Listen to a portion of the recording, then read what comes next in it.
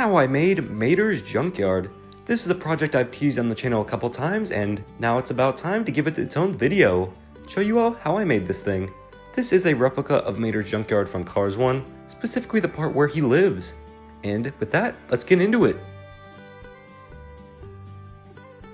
I built this layout on a piece of thin cardboard, but really any material works as long as it can hold the weight of stuff you put on it. The main ground color was a mix of many apple barrel paints, mainly browns, whites, and blacks. And this is what the base color should look like once it's all together and dried. You can obviously change this to do really whatever color you feel is right. For this, I opted to use some clump foliage made by Woodland Scenics. I simply hot glued that down in random spots around the layout, sort of around where the junk would be or in the corners near the fence, or really just where it felt appropriate. And I do say it does add a lot to a layout. The main centerpieces being the entry sign and Mater's shed. Those are 3D printed Thingiverse files from Rama Doug. I sent those to my 3D printer, printed them out, and painted them brown with those white accents for the entry sign. The fence surrounding the junkyard and those little grass strips are popsicle sticks painted brown, and pieces of a grass mat.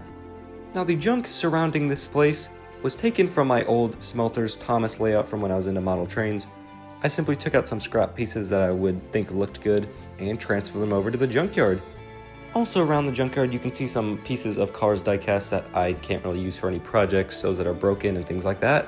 Here's my process for how I do the rust painting. It's a mix of browns here, here's the shade, and I'll take my piece of scrap and really just paint it all over, let it dry, then super glue it down to the layout, and maybe take a couple pieces of clump foliage to help blend it in. And once that was dry, there you go, there's your piece of junk. You do this a bunch of times and you get a really nice scene like this, with piles of junk everywhere.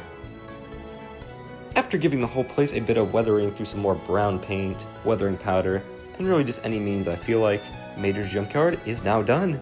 This is a pretty simple layout that I would honestly recommend for beginners, as it's really not too hard, it doesn't take up too much space, and it looks really nice if you do it right. I'm glad I was able to show off this layout today, as I really quite enjoy it. And hopefully, if you want to build this layout, you can follow some of the steps in this video to make your own. And with that, I'd like to thank you all for watching, and I'll see you next time.